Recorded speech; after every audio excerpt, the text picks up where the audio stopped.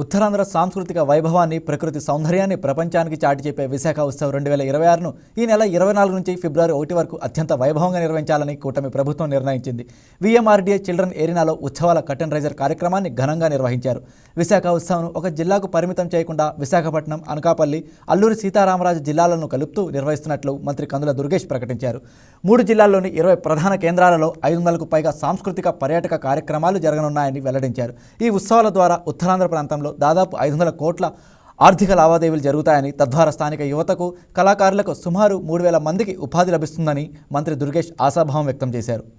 విశాఖ ఉత్సవాలు అనేటువంటి పేరుతోటి విశాఖపట్నం, అనకాపల్లి, అరకు జిల్లాలకు సంబంధించినటువంటి అద్భుతమైనటువంటి ఒక ఉత్సవాన్ని నిర్వహిస్తూ ఉన్నాం. దీన్ని సీ టు స్కై అనేటువంటి పేరు పెట్టాం.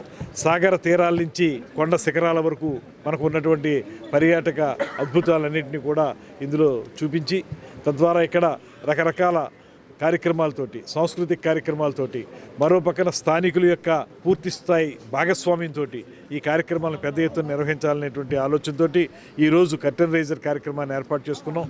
తప్పనిసరిగా ముఖ్యమంత్రి గారి ఆలోచన మేరకు, ఉప ముఖ్యమంత్రి గారి యొక్క సహకారం మేరకు ఈ కార్యక్రమాలను విజయవంతం చేయాల్సిన బాధ్యతని మేము అందరూ తీసుకున్నాం.